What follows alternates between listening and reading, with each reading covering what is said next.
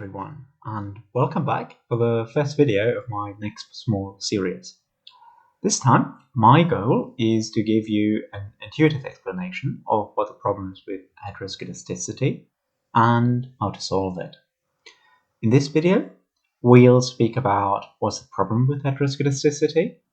In the next video, I'll share some solutions and why they work. Like the last video in my series on propensity scores, the third video will show you some of the techniques and actually attach numbers to those techniques so you can see for yourself the differences between these methods. I will also at some point share some videos later that deal with autocorrelation in the error term, for example because you sample from clusters or because you have time series data. That's more advanced material, so I will abstract for that for now. Alright, so what is heteroskedasticity? It's definitely a big long term, but what does it mean? I think in introductory econometrics, most people learn about heteroskedasticity, but never really get the intuition behind it, even at PhD level, where I'm at the moment. I don't think many people intuitively grasp what's the problem with heteroskedasticity and why it matters. So that's what I'm here for. In this video, we'll start with looking at the problem of heteroskedasticity, how it comes about, what it means for practical purposes if we have heteroskedasticity, and the intuition for why these problems arise. In the next video, we'll consider the classic trinity on overcoming the problems. I also uploaded 2 supplementary videos with some derivations of the results, if you're interested in getting deeper into the theory behind it. The first section of this video is a quick recap of the OLS assumptions. I think it's useful, but you can also skip straight ahead to the intuitive explanation for what heteroskedasticity means.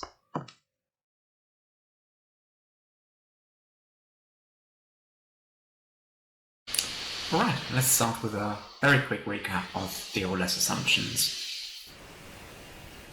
In today's econometrics, we usually use 5 assumptions.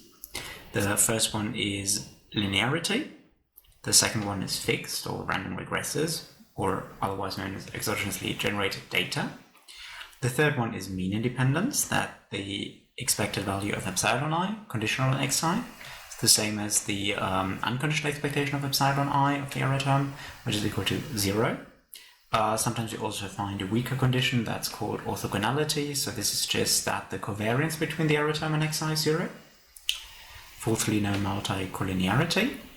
And finally, an assumption that's often invoked is homoskedastic errors or conditional homoskedasticity. So that's the expectation of epsilon I squared conditional on xi is equal to the unconditional expectation of the error squared, and because our error is mean 0, that's equal to the variance of the error term.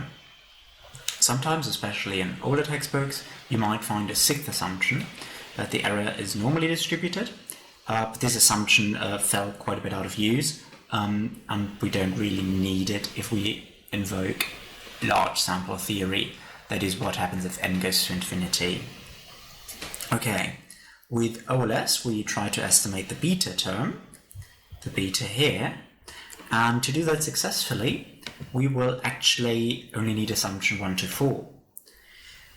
If they hold, we get the standard OLS formula that you're hopefully familiar with, that beta hat is equal to the covariance between xi and yi divided by the variance of xi. Now, our data is a random sample. If we sampled somebody else, our beta might actually be slightly different. Therefore, we want to quantify our uncertainty around beta. For our case, with 1 regressor, that formula is a evolved beta hat is equal to 1 over n sigma squared epsilon divided by the variance of xi. However, for this formula, we actually do need the assumption of homoskedastic errors. So bear that in mind. That will be important later on. I think this formula is very nice and intuitive if you have a bigger sample n. Then n is bigger and the variance of your estimator is lower. If the error variance is large, then you have more uncertainty around your line of best fit, and if your regressor xi has a wider dispersion, you sample from many different values of xi, then the variance of your estimate is also lower. I'll come back to that in a bit. Bear with me. Now, under the assumption of homoskedastic errors, there is also a very famous result that's called the Gauss-Markov theorem. And that one states that among all estimators that are linear in the outcome y and that are unbiased, the OLS regression has the smallest variance of the estimators. That's a very strong result. It essentially tells us that OLS regression is the best we can do to estimate beta if our errors are homoskedastic.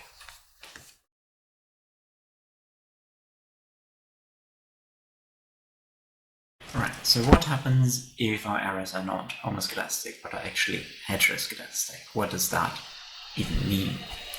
So mathematically speaking, it's quite straightforward. If you go back to our assumption, that means that the variance of the error is different depending on which value of xi we are at. Okay, let's look at a picture to visualize this. Here, as an example, I have made some data up that plots earnings against education with an OLS line of best fit. Among people with little education, earnings are relatively concentrated, but once you move into the higher end of the spectrum, they become much more dispersed. Some people earn exceptionally well. Maybe they've gone to investment banking or got an MBA and now work as president at a big firm. That requires lots of education. At the same time, some people, maybe those who go to a PhD in an unlucrative field, also have lots of education, but their earnings are much lower. So this is one example of heteroskedasticity. The error variance at low values of schooling is much smaller than the error variance at high values of schooling. Right, but what are the consequences of this heteroskedasticity?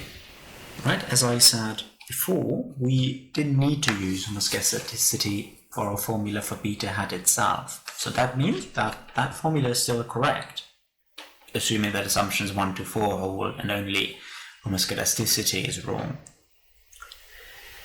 However, you do need to assume homoskedasticity to get the formula for the variance and for the Gauss-Markov theorem to hold. Right, so now we need a different formula for the variance, and actually this is given by this term. Okay. This formula looks a bit less intuitive, so let's see whether we can interpret it in some nice way.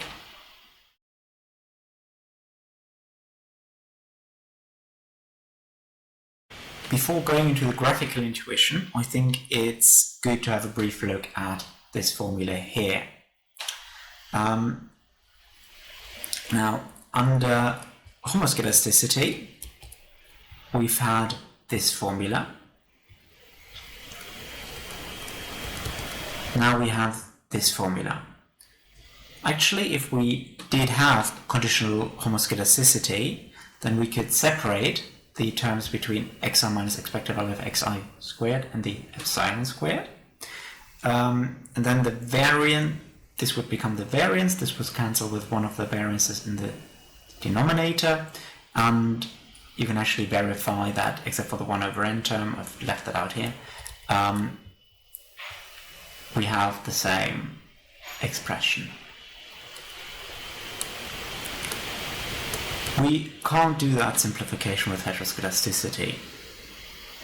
What does that mean? It tells us that there is another way to increase the variance of our estimate besides a higher error term variance or a lower variance of xi.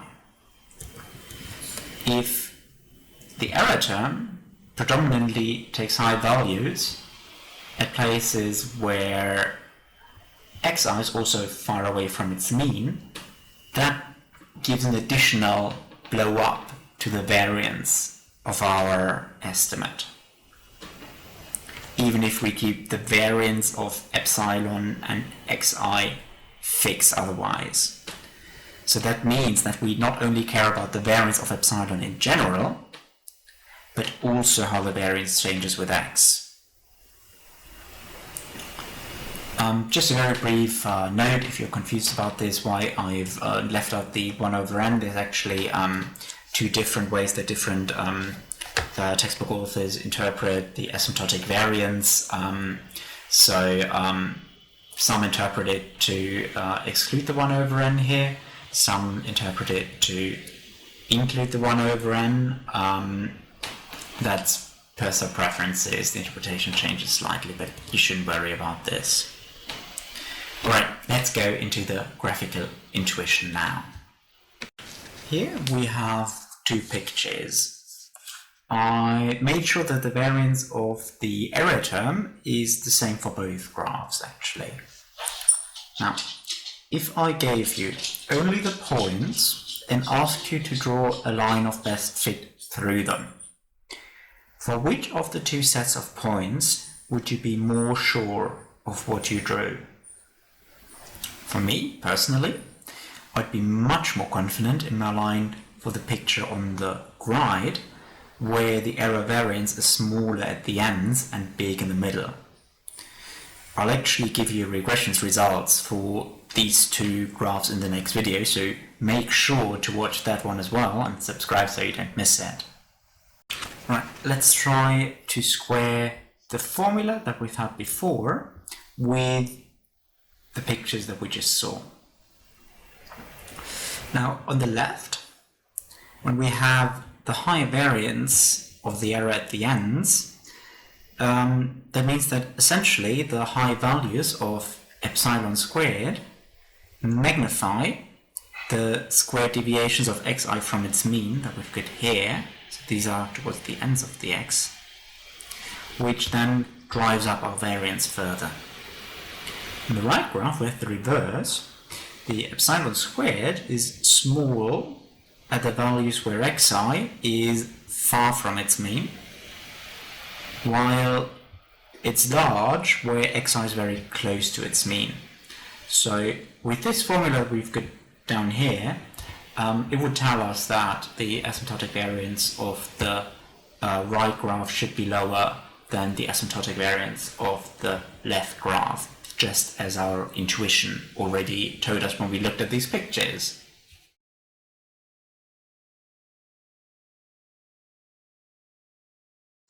Alright, we saw the most important consequence of heteroskedasticity now. We can still estimate beta, but our standard errors will be off, because it matters now how the variance of the error interacts with the position of the xi's.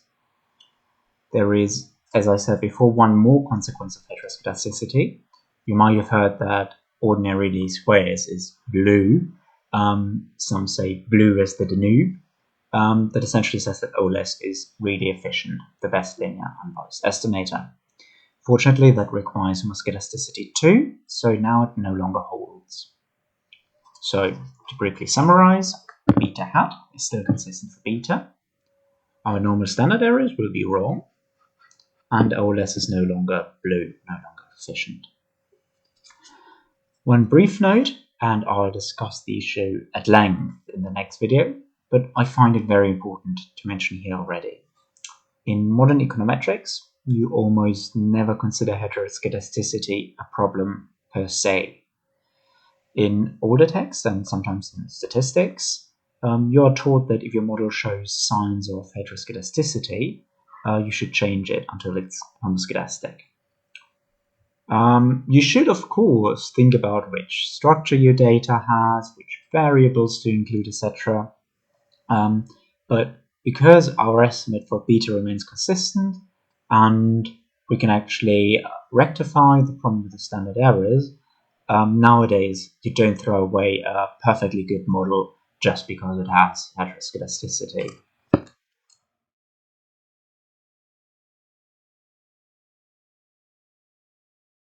Alright, we've come quite some way now. Let's briefly recap. So, homoskedastic errors are normally a great thing to have, but usually our errors are heteroskedastic, i.e., the errors change their variance depending on which value of xi they are located at. That's because even purely graphically, we feel a lot safer in what we estimated when the errors are closer to our line of best fit, even when we go away from the center of our xi's. All of the consequences are SEs are wrong and OLS is no longer efficient. So what do we do now? I recommend to watch the next video in this little series because that one describes the trinity of solutions to heteroskedasticity. Also make sure to subscribe to stay up to date and feel free to recommend my channel to others you know. See you next time.